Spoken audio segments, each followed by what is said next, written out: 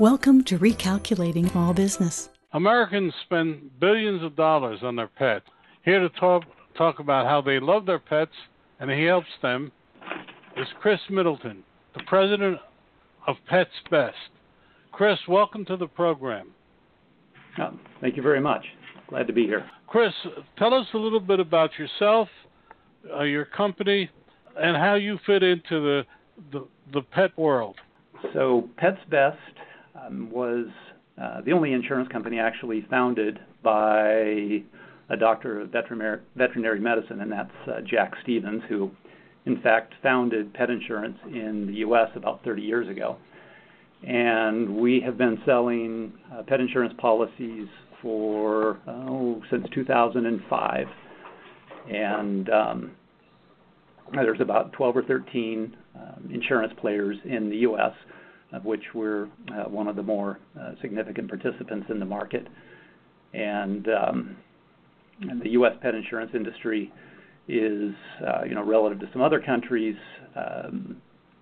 still relatively modest in terms of the number of pets insured, but it has been growing extremely rapidly over the last several years, as in general the human-animal bond continues to evolve.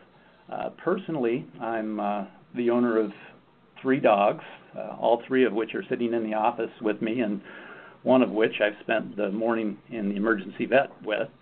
And I've been at PetsBest a little over 7 years after a number of years in the high-tech industry, and decided to go into an industry that I had some real passion about, and that's animals and pets.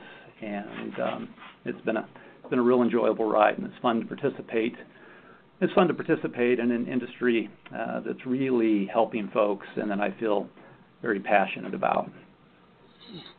Well, Chris, I'm going to ask one question and turn it over to Dan, but I'm curious. Can you actually buy insurance the same as you can buy it for a human for various ailments? And what dogs, cats, and parakeets? Can you give us a little bit of an outline of what you do and how people do it, use you? Sure. So in many respects, pet health insurance is very much like a comprehensive insurance plans for people, although there are a variety of different kind of specialty plans, but the majority of the industry and the majority of our sales are for full breadth of coverage for accident and illnesses. And aside from pre-existing conditions not being covered, which is simply a function of otherwise people would wait to buy insurance until after they had a problem.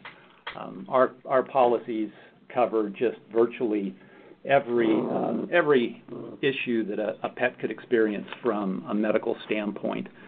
So typically, not all of the industry, but much of the industry will have annual deductibles or per incident deductibles, and then a copay, and then an annual limit that ranges from $5,000 a year up to absolutely no limit. So I've got my dogs on no limit plans, and that just means that no matter what happens to them, I've got financial coverage. And then, as I said, we've also got some specialty plans, accident-only plans, and you can buy complementary coverage to help with routine care as well. So very, very comprehensive accident and illness plans. Dan, it's up to you now. Thank you. Welcome to the show. Thanks, Dan. I'm curious, having had a number of dogs in my life. I'm an older gentleman, and we don't have any pets at the moment. When you talk about the size of the market, how many pets would you say are insured right now under pet insurance in the United States? Oh, about 1.4, 1.5 million. And out of a universe of how many pets? Oh, about not quite 180 million, depending upon which number you look at. Yeah, and this contrasts with some of the European countries that have 20, 25+% of their pets insured. but significantly smaller populations? Correct. Yeah, significantly smaller in European countries, but a higher percentage of pets are insured. Although the U.S. market has been growing dramatically over the last several years. Yeah, so you've got the industry has a penetration rate a little over 1% into the pet population. Just Are there any just particular a touch shy of 1%? Yeah. Okay. Are there any particular pets that you don't insure? Oh yeah, sorry, I missed the previous question. So with the exception of one player in the industry that covers what we in the industry call exotics, rabbits, parakeets, gerbils, and things like that, all the other carriers and ourselves provide coverage for cats and dogs. So the primary industry is centered on cats and dogs, with dogs being the predominant pets. The dogs are the predominant pet. You know, yeah. I listened to the compassion you had about in your off the air talk about the pets that you just spent 3 hours in emergency care with, and it's admirable of your compassion. And I know I had similar issues with our last dog as she got beyond to the point that she could no longer stand, and we were dealing with other issues. But I understand your compassion. What I don't understand is at times it makes me angry, the commercials that we see on television about the abused pets, mostly dogs, and looking for $18 a month to help take care of these terribly unfortunate pets. Are we out of control in terms of population of pets? I mean, we've got over 100 million pets in the United States with a 340 million population. That's almost like 1 out of every 3 household has some form of a pet, a cat or a dog. That's a really good question, and there are certainly a large number of pets that are brought into this world with no good plan in place for them. However, the growth of shelters and no-kill shelters, and the fact that increasingly the most popular place for people to adopt their pet from is the shelter channel, I think we've made good inroads into this area, particularly with the large number of spay and neuter programs that are going on right now. Not to say in any way that we don't have an issue, and the feral cat issues are particularly problematic, but I think there's been a great deal of progress made in this area. So what has been happening to the physical population of cats and dogs, say, over the last 10 years? It's interesting. The recession actually caused pet ownership to decline during the recession, and it's been slowly building since that time. In terms of how the actual pet population has been reacting, that I don't have firm data off the top of my head. I just know that pet ownership took a hit because pets, if you take care of them adequately, are pretty pricey propositions, and it's been making some level of rebound since the recession ended. As the economy's rebounded, perhaps the discretionary money to take care of a pet. It's amazing to me the many years ago I was an industrial engineer, and one of my clients was the Ohio State University in Columbus, Ohio, and they have one of the best veterinary schools in the country. Mm-hmm. And I used to do a lot of work, not with the pets, but with all the mechanical systems that were used to clean the air and do all kinds of things for the pets that they were there. Amazing place, and amazing doctors, and the things that they will do to take care of pets. And I don't mean to be harsh. I just want to ask a question. Are we obsessed with our pets in the country or around the world, or Do we have a blasé attitude when we no longer want them? We just toss them away? What do you think? Well, I undoubtedly there is a small population of folks who have an attitude that pets are disposable. You've also got a sizable portion of the population, and it's growing all the time, where animals are more and more central to our lives. And some of this is a function of changing demographics, particularly millennials delaying marriage and, getting pets as family members. So is there an obsession? I think perhaps some folks are obsessed, and I would happily count myself in that level. By the same token, pets, in my opinion, give more than they get in terms of what they can do for us. So, definitely the human-animal bond is increasing dramatically, both in the U.S. and in other countries. But I think that's in part because people fully realize the value that pets bring to our lives, the joy, the stress reduction, the sense of purpose that they bring. Yeah, and I agree. Go ahead, Don. I was just going to break in on that. Just across my desk this morning came an article about how the older generation are taking to pets, particularly dogs, much more than in previous generations, because they are companions. And I love what you said, the line that they give much more than what they get.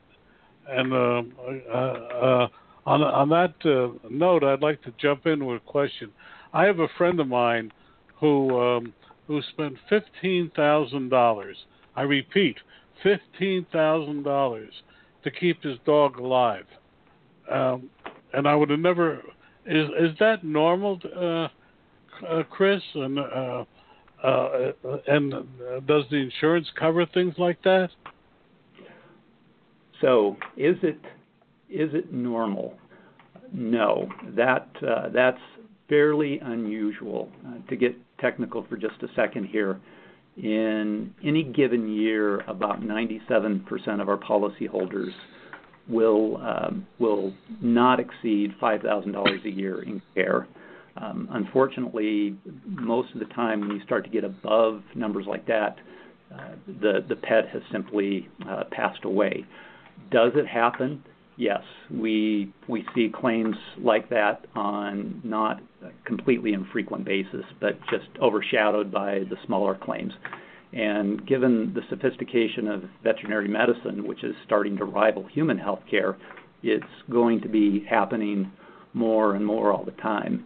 And for better or worse, I'm one of those folks that will I would spend that if I was confident that my pet would have a good outcome. I wouldn't subject my pet to anything, where I thought they'd have a poor outcome, but I would spend that on my pets. And having insurance and knowing that I can do that without, needing to take out a second mortgage is very, very comforting. It was just amazing. I happen to know that he did not have insurance, and he paid it out of his pocket. Yes.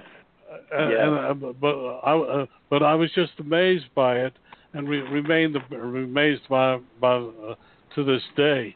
But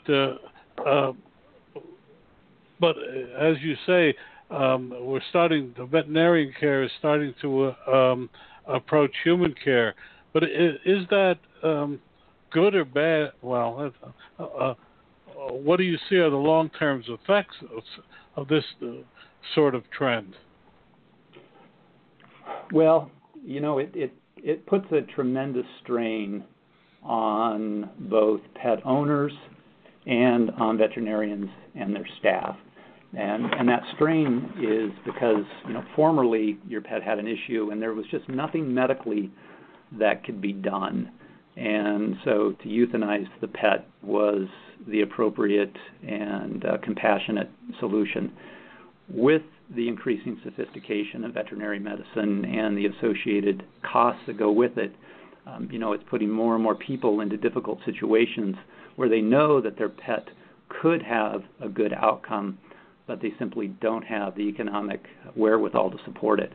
And they end up putting the pet down for economic reasons, which is within the industry referred to as economic euthanasia. And that's very, very stressful on both pet owners and obviously the medical staff that has to do that. And I think that's one of the reasons that we're seeing such tremendous growth in the pet health insurance industry is the awareness that these things can happen, that you do in fact view your pet as a member of your family, and that you can have a good medical outcome. And so that's why more and more folks, I think, are purchasing pet health insurance, is just to take the worry away that they'll have to put their pet down for something other than a compassionate medical reason. Back to you, Dan. I want to find out, what does it cost for different kinds of pet insurance? Can you give us some idea? Yeah. So there are a couple of factors, and I won't go real deep into this, but there are a couple of factors that determine the cost of a comprehensive accident and illness plan. One is the pet age, and that's a very significant driver of what pet insurance premiums cost. The second is breed. Certainly, I think we're all aware of the fact that some breeds are far, far more expensive and are more prone to problems. And then the last major driver is where that pet lives. And it's much more expensive to seek veterinary care in Manhattan than it is in Boise, Idaho. So all of those things said, on average, for a new pet that's buying pet insurance at PetsBest, it costs about $35 to $40 a month for a comprehensive accident and illness plan. And as the pet ages, obviously prices do increase. And so I've got one-year-old that I'm paying about $25 a month for, and my older girl who's 9, who I had to take into the vet this morning, she's I think $46 or $47 a month for me. And the third one, you said you had 3 of them? Yeah. No, I've got an obnoxious little guy who you may have heard growling a moment ago, running around at my desk. I pay $25 a month for him. So you're paying almost $80, almost $100 a month for your 3 pets. We're pretty close to that. I am, yes. $1,200 a year. Yeah. And for some people, that's a lot of money. Oh, without doubt, it's a sizable amount of money. Absolutely. It just you have to compare it with other areas that we spend our money on. A lot of folks who maintain that they can't afford pet insurance are hitting their local specialty coffee shop up every day and spending that much in coffee. And I've just chosen, and I'm not saying this is right or wrong, I've just chosen to prioritize them because I'm well aware of what they mean to me, and I'm also well aware of the fact that if something does happen, I am going to pay the bill, and I would just assume pay that bill with help. And at a personal level, the guy I talked about cost $25 a month. He racked up $2,500 in expenses last Christmas. And so, fortunately with insurance, the vast majority of that was covered, and I had the peace of mind of knowing that and the peace of mind that I knew I could get the most appropriate care. You mentioned that one of the criteria, you talked about where the pet lives and those kinds of things, and I'm curious, and then you mentioned breed. I don't know how to ask the question, but what's the most expensive breed to insure? Oh, off the top of my head, that's going to be a bit of a challenge, but Great Danes, Boxers, and Bernese Mountain Dogs crop up as being particularly expensive pets from a medical standpoint, just based on the fact that they're prone to a wide range of maladies. Great Danes in particular, are typically have a really limited lifespan, And that means that their medical problems, which are significant, get compressed into a really tight time frame. So those are some of the most expensive. Yeah.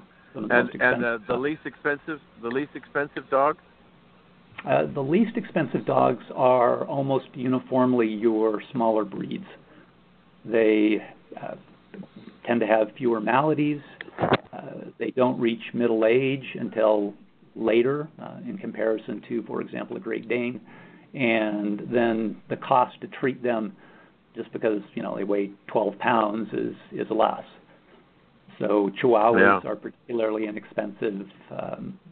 It comes to mind. Yeah, I was thinking about Beagles and Basset Hounds, and our last dog was a Bichon, and she lived almost 17 years, which the vets were saying that's just way off the charts. But she had good medical care. Right, it matters. Dave, sure. I remember with cats. I remember through a long story. I got my father a purebred Siamese, and which was one of the most intelligent animals I've ever seen in my life. But the question that the vet said was, the purer the breed, the lesser the problems. Is that true? The purer the breed, the lesser the problems? I mean, if a crossbreed tends to have more problems than a purebred? I'll tell you, that runs directly contradictory to the information we have. In fact, mixed breeds, with one exception, mixed breeds are the least expensive breed to insure. Well, they're not really a breed, but there's only one breed, and I believe that's Chihuahua, that is less expensive than a mixed breed. And we're making these determinations based upon 13 years in the industry and a tremendous amount of actuarial data. So no, I can't support that in general. No, we'll take you. We'll take you as the authority. This is many years ago, and I was curious. What's the one breed that was even less expensive? Chihuahuas are a very inexpensive breed, depending upon which year it is and what data you have recently. But Chihuahuas and mixed breeds run neck and neck as the least expensive. Okay, I was fascinated by just a snippet that you mentioned, and I would like you to expand upon it. And that was you talked about feral cat. Yes. What's the problem? Well, so by no means am I an expert on the homeless pet situation. I just know, and it's more at an anecdotal level and some of my past experience, that feral cats are a very significant issue, and that there's a lot of programs in place to try to address the issue, to take them in and spay and neuter them. So I know it's an issue, and it tends to be an issue on a pretty widespread basis, but at that point I'm at the end of my knowledge about the feral cat issue in the U.S. Okay. And as I recall, I was thinking there were more dogs than cats, I was reading some background. Actually, there's more cats. Yeah, there's more cats than dogs in the U.S. Somewhere in the neighborhood of, let's call it, 20 million more cats. Now, this contrasts with the fact that dogs are overwhelmingly more frequently insured than cats on about a 4-to-1 basis. You never get the cat to go to the doctor. That is stubborn. In fact, you are absolutely correct. That's a real significant problem in the veterinary profession right now, is folks are less and less inclined to take their cat into the vet over time versus going back 10 or 15 years ago. So it's a real issue. People are not willing to take their cats to the vet as frequently as they need to go. And why do you think that is? There's been a tremendous amount of speculation about that. One, cats are much better at hiding signs of illness than dogs, and so frequently pet owners don't know that they've got an issue until it's really far down the road. The second one is cats hate to go to the vet, and I mean, it's a production to get your pet to the vet, and ironically, this may be where the fact that we're more empathetic with our pets now than we were, a few years ago is actually coming back to bite us in terms of, you empathize with your cat's utter hatred to going to the vet, and you capitulate to that feeling and don't get your cat the care that it needs. So that's been one level of speculation. Do you think it crosses over to humans? If you've got a cat that doesn't want to go to the doctor, do you, as a human, are you less likely to go to the doctor yourself? No, that's an interesting speculation. I don't know. At a personal level, I don't like to go to the vet. I don't like to go to the doctor, and I don't seek unnecessary care for my pets either. So, that's a great question, but I haven't heard anything directly about the correlation. Yeah, the typical, I don't know whether this is typical. I'll say it's typical, and then you can correct me if I'm wrong.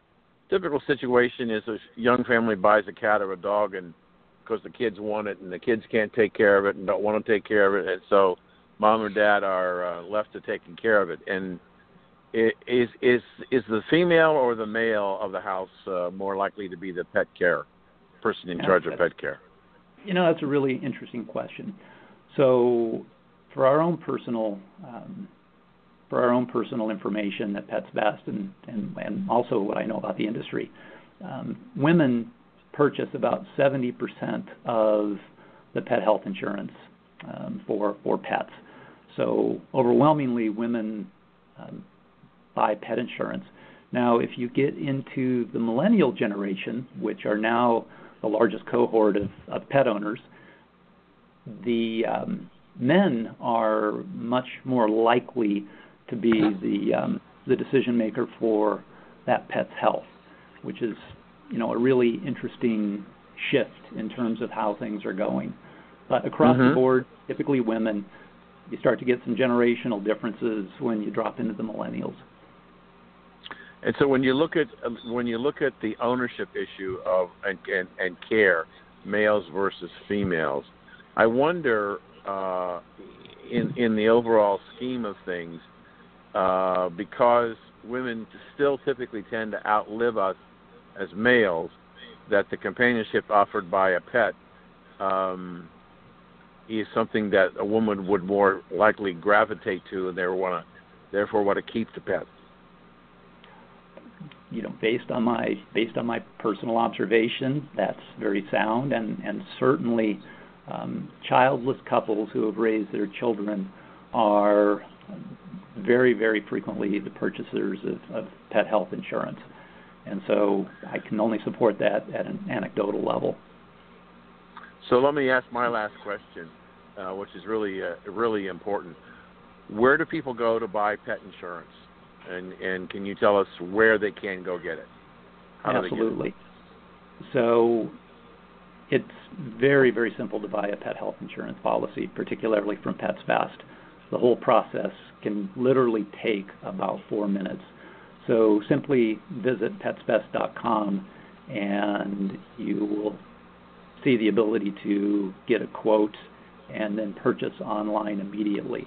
Interestingly, it's also a growing benefit within the employer group channel as the market gets more and more competitive. So, before you make the determination to buy pet insurance, go and see if your employer has struck an arrangement so that you can get a discount. But it's very, very simple to get pet insurance, or you can simply call us. It's a very seamless, easy process. PetsBest.com. PetsBest.com. Okay. And literally the process 4 or 5 minutes. Well, not finished, Dan, because I got a question for Chris Middleton, the president of PetsBest, which is a wild one because we just went to a tech show in which there were 3 companies there with tech products, one of which was an automated cleaner for the cat, so that you didn't have to clean the cat litter for a full month, and the other one was a automatic fence device to keep your animal not only inside an outdoor area, but an inside area. My question to Chris is: Are things like that improving the health of American pets, or is the jury still out on that? I suspect that it's helping the lives of pets, but I don't have any direct information. I know that spending on pets tends to be recession-proof and has continued to grow, and more people are engaged with their pets and active with their pets than ever before. So I would say the general trend in terms of how folks are feeling about their pets and how they're treating them is growing dramatically. When you look at the specialty foods and the growth of those markets, people obviously view taking care of their pets as very critical because they view them as family members. It's a really fascinating. You've brought a really fascinating aspect to the business. Well, I guess, but you brought up the fact that companies now offer it as a benefit. Is it large companies or smaller companies that are offering the benefit of pet insurance? It's absolutely across the board. We see it across all levels of company, from Fortune 100 to companies with 50, 60 employees, and particularly small companies are more likely to have pet-friendly policies. And if you've got a pet-friendly policy, the ability to bring your pets into the workplace. Obviously, those folks are very keen about pets, realize their importance to their employees, importance of attracting good employees, and so they offer pet insurance very frequently as well. So the whole gamut in terms of size. Well, we've been talking with Chris Middleton, the president of PetsBest. Chris, thank you so much. Gentlemen, I appreciate the time, and anytime I can help put focus on pets and an important industry with pet health insurance, I'm really, really pleased to do it. So thanks for the time. Much appreciated. Want to know more about health savings accounts for your company or yourself? Go to 2hsa.com and get a free employer's primer. Health savings accounts are a cost-effective way of offering health care benefits to your employees and yourself. HSAs build retirement funds for your employees, improve morale, and reduce your health care benefit cost. For a free employer guide to HSAs, go to 2hsa.com. That's 2hsa.com.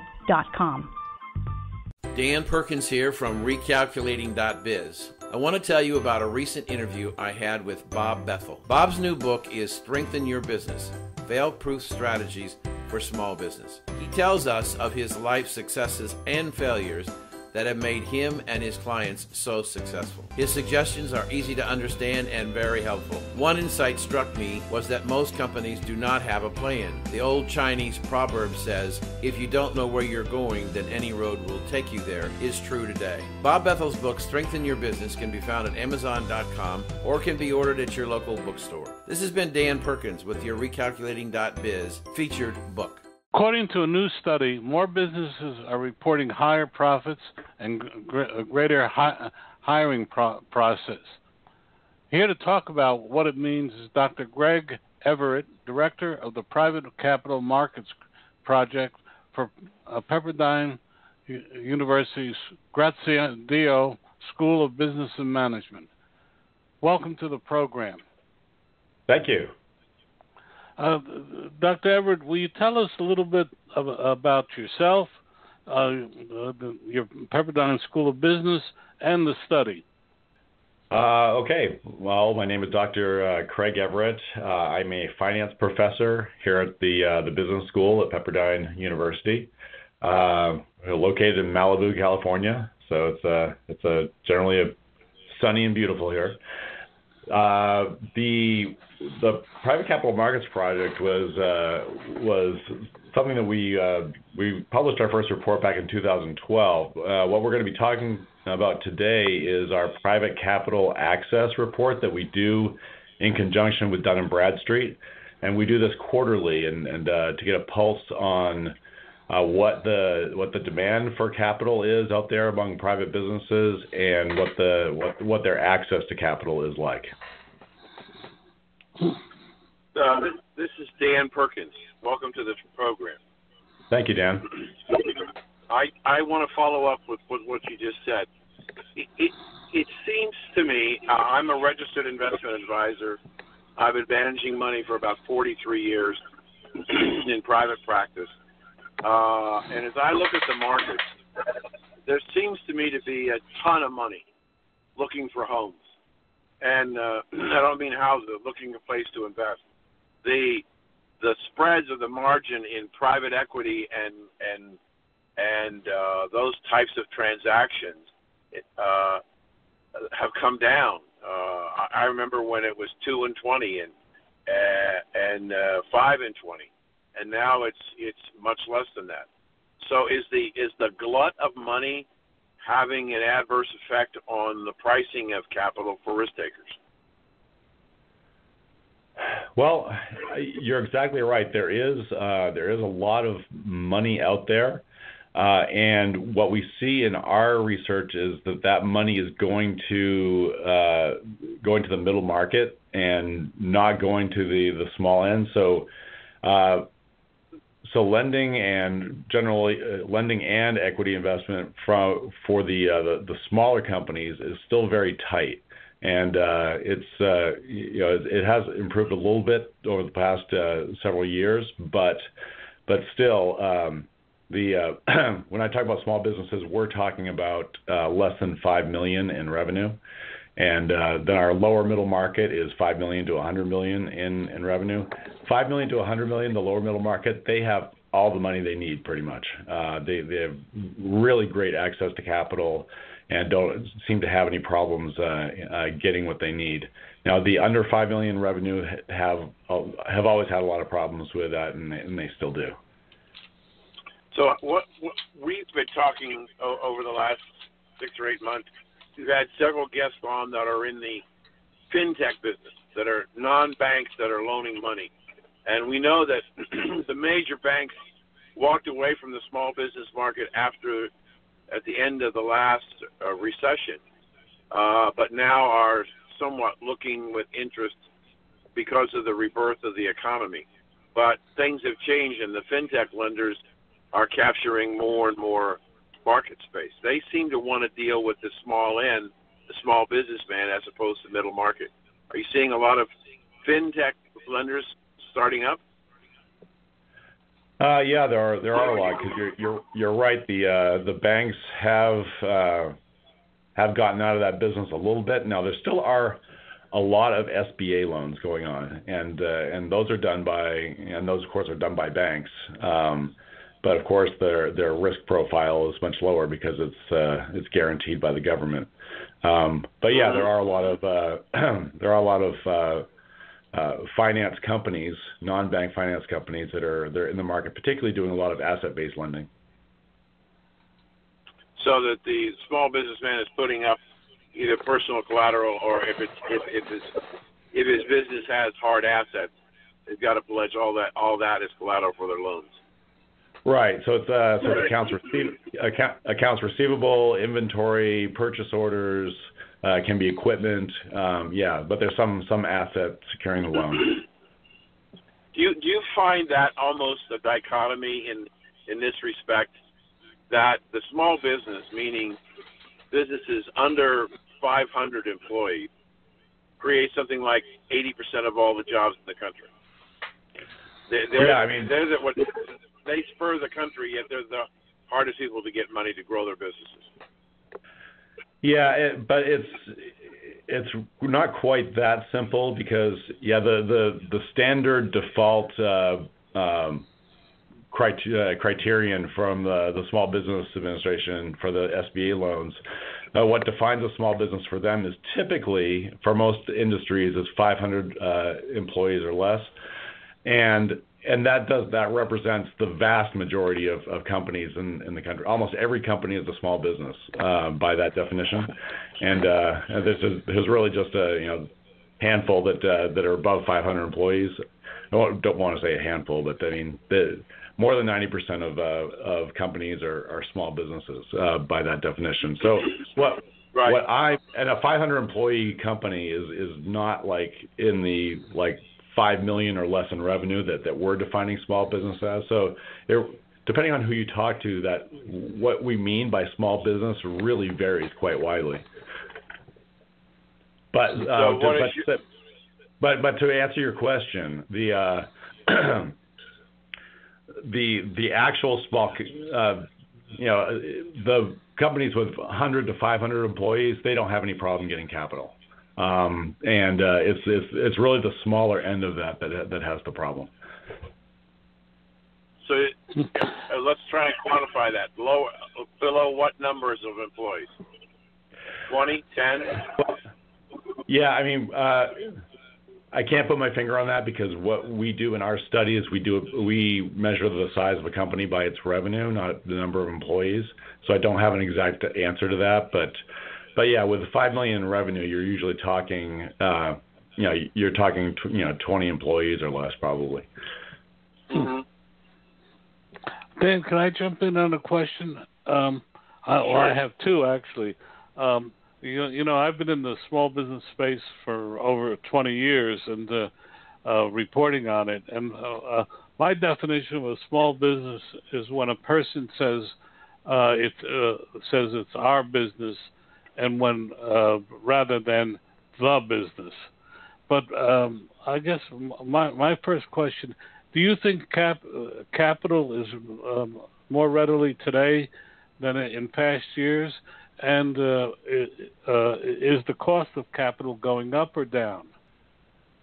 It depends on what kind of capital. So the answer to your first question is, so access to capital really peaked before the financial crisis in 2008, 2009. Money was freely available. Then access to capital completely dried up and slowly has been coming back. So in general, it's been improving since 2009 steadily, and so, but it's kind of leveled off at this point. But we do see, it's been pretty stable over the past year or two. Now, to the other question, the cost of capital, that depends on what kind of capital. So if we're talking about loans, then we're seeing the rates creeping up. So that capital is getting more expensive. The cost of equity capital, like say for the expected returns of private equity investors, venture capital investors, that has been going down. So it depends on what kind of capital you're talking about. Well, that's very interesting that you say the venture capitalists are expecting less. Am I hearing you correctly? Yeah. So basically, particularly private equity. I mean, so 15 years ago, the private equity expected returns were like in the 30s, and venture capital expected returns were in the 40s. But now they're both in the low 20s. Wow. Back to you, Dan. I got to digest that one. Yeah, no, I'm very, very familiar with that, and part of at least my perspective on why the expected returns are down is a function, and you may agree or disagree, is the function of the lack of performance anywhere near those expectations over the last 8 years. Yeah, I would totally agree with that, and also add one additional point is that it's also a function of the amount of money that's on the sidelines right now looking for a home, as you stated before. So it's so the type of companies that are getting funded aren't the cream of the crop anymore. They're having to push down into the next tier of higher risk, maybe not quite so promising companies, because they have to place that money somewhere, and so that hurts returns as well. Also, as they overpay because they're competing with each other for some of these deals, if they overpay for these deals and the valuations are too high, that also hurts returns. Yeah, I saw a report within the last month that some of the private equity funds so far this year are actually underperforming the S&P 500. Yeah, which is crazy. Which is crazy that you can your returns for a fully diversified portfolio of public company stocks, which is an extremely low risk profile, would be the same performance as an extremely high risk private equity portfolio. Or beat the private equity. And I think that what you pointed out, which was important, is that because there's so much money, they've had to go down. Many of the private equity or venture capital have had to go down in a lower tier of credit and risk to try and find places to put money to work. And the other thing that you see happening, which you never saw happening in private equity previously, is they're taking minority stakes in companies, and which is really quite a new phenomenon. Traditionally, private equity has always insisted on a majority stake because they want to be able to make changes in the company and not have any resistance. Right. But it's gotten so competitive that their private equity firms are actually taking minority stakes, and that's very common now. And is that because a minority stake will cost them less money?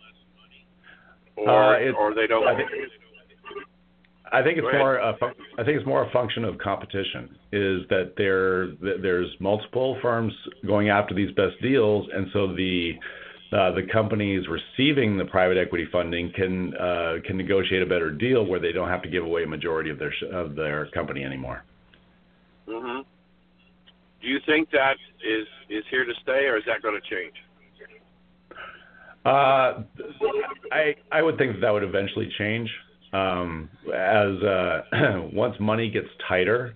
At some point it will, and there's not as much competition. It's not as much of a seller's market for these firms, and so the valuations are lower. I think it'll go back to majority stake. I mean, obviously that's what a private equity firm wants, the majority stake, because they want to be able to go in there and change the management. They want to be able to change the operations in order to increase the valuation and resell the company.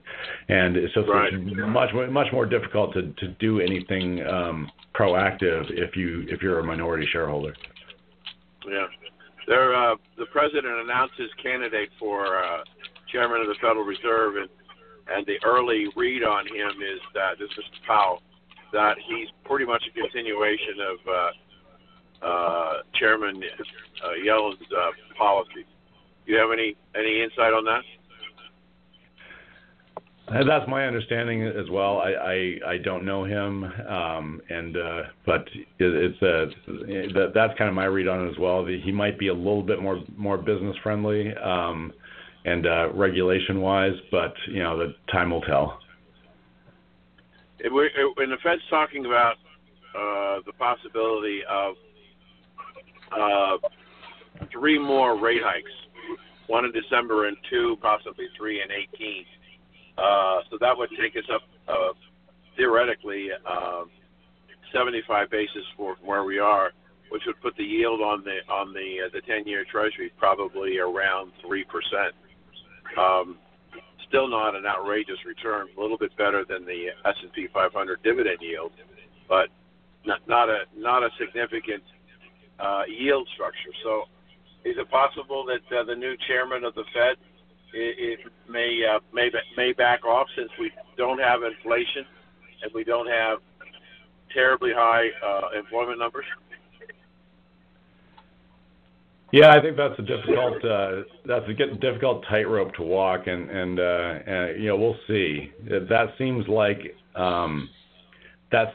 a lot, considering how long that we've been in this low interest rate environment.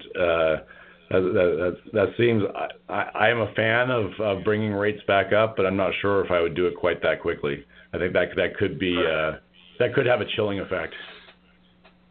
What do you think of the challenges our economy is facing today? Well, I mean, from our research anyway, the big challenge of the economy right now, that we're seeing optimism from businesses. The businesses the number that are expecting revenue growth this year is up, and so that's good news. But what's interesting is that their expectations for going after external capital for growth is down. So what that's telling me is that the companies are kind of getting into a play it safe kind of mode where, yeah, they're expecting to grow, but they're going to do it organically. They're not going to seek outside capital or loans or whatever to expand their business, but just kind of wait and see. So yeah, I think from our standpoint, what we're seeing is expectation of growth, but just modest organic growth. People aren't going out and borrowing money to grow their companies right now. So you're thinking that the momentum has shifted to being more conservative because of the uncertainty of the tax bill or Obamacare, or just general growth in the economy, or is it all of that? I think it's all that. In your study, you also seem to indicate you think hiring is going to go up and will continue to grow?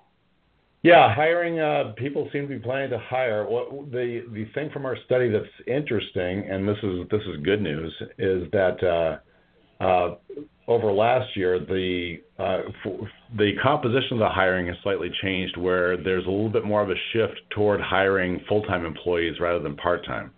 So that's a new thing, and that's a good thing. Well, do you think the competition, there's still a lot of unemployable types of individuals out there, but do you think that companies will consider training these people or investing the time to train them, or do you think they will still remain outside the workforce? That's a difficult question to answer. That's not part of our research, but just my own sense of that is from what I'm seeing locally is that that companies in general have been tightening quite a bit over the last certainly 10 years, but even more recently. And so things like tuition reimbursement and training and such have suffered. So I'm not sure. I'm not seeing yet a big push or a big excitement within companies about spending a lot of money on training and such. It seems like that has dwindled over the past years. You know, I have to say, listening, that this is one of the most illuminating conversations on the economy we've had in a long time. So pardon me for delving a little further, Doctor, because it just it seems that you have a good handle on it. What I meant by also training is taking somebody and saying, well, he or she doesn't have all the skills, but we can mold him or her into a job. Do you think for the last 8 years that has not been the case? Do you think that will happen now simply because of the shrinking labor pool? Yeah, it could. Again, I don't have any specific insights into that, but it seems like, particularly for highly skilled jobs, it's a lot of those are going unfilled.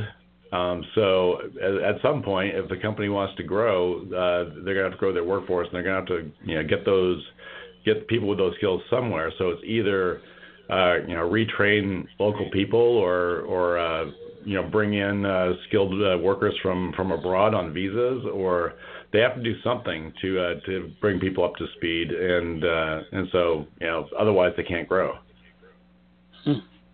But the nice thing about your message is you're saying the companies are growing. That's what I'm hearing from this conversation. Am I wrong on that point?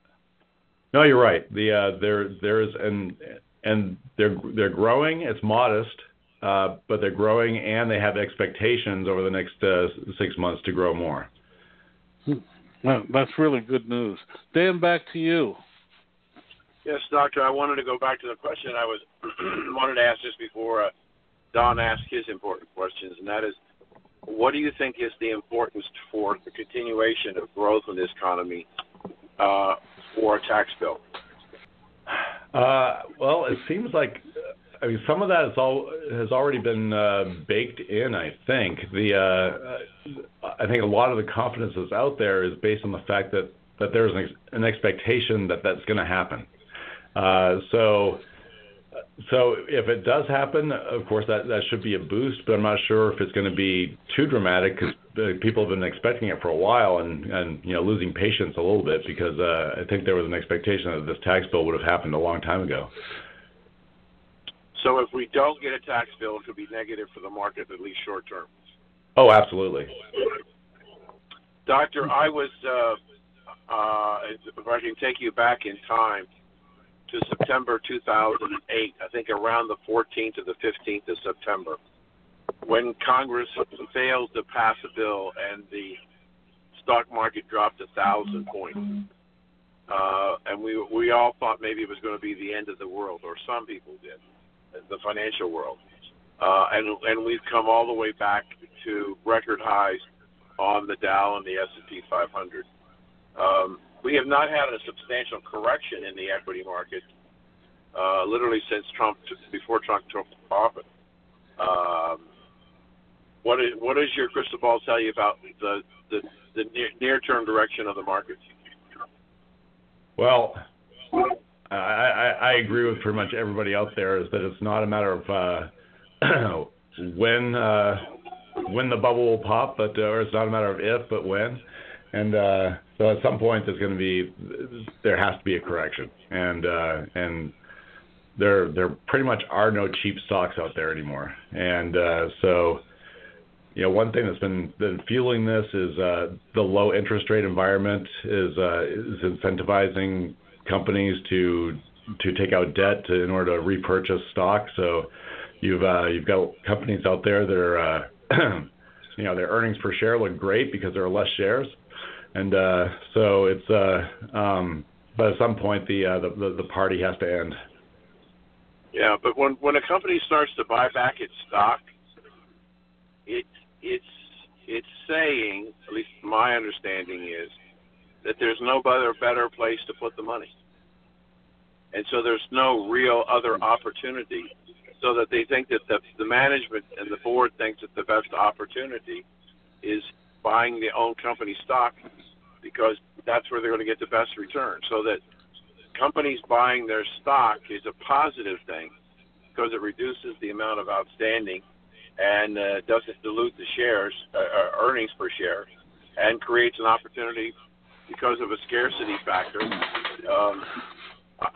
I remember reading, Doctor, not too long ago, how many shares, what percentage of the market has been taken off the market by company buybacks and mergers and acquisition, and it's a very substantial percentage of the market. So I just think that companies and the board of directors have a prudent responsibility. If the best thing to do with the corporate cash is to buy the stock back, it's better for the remaining shareholders, and I think it's a positive thing. If in turn they think that they're going to start buying things, then the board is saying, we think there is a better opportunity to go out and buy XYZ company because it'll produce better returns than what we have in our own company today. I mean, yeah, obviously, what a shareholder should really want the company to do is to use their retained earnings and such to actually expand the business. I mean, that's the best news. If you have cash sitting there and you have nothing to spend it on, either through an acquisition or just expanding organically your business, then that's a bad thing. If the best thing that you have to do with your money is repurchase shares, that means that you've kind of punted on your growth opportunities for the company and don't really think that you have significant growth opportunities. And so share repurchases, I mean, yeah, they mechanically make some of the ratios look a lot better. They mechanically help return on equity. They mechanically help earnings per share. That doesn't help actual earnings, the actual dollar amount of the earnings, but the earnings per share goes up. And so it's So I mean, certainly shareholders, would like that effect of it, but it's too bad that they can't find actually something productive to do with their money instead. This has been a fascinating interview with Dr. Greg Everett from Pepperdine University Graduate School, but we've got to unfortunately move on. How can Dr. Everett? How can we people access the study and everything else, and yourself? Best thing to do is just Google Private Capital Markets Project. That'll take you to the Pepperdine website, which is bschool.pepperdine.edu. But you can pretty easily find all of our reports, all of our research is all downloadable for free from our website. But that's just look for Private Capital Markets Report or Private Capital Markets Project, and they'll take you right to me. Oh, really, thank you for a very illuminating time. Thank you very much for being with us. Thank you for joining us on Recalculating. Please go to our website, recalculating.biz.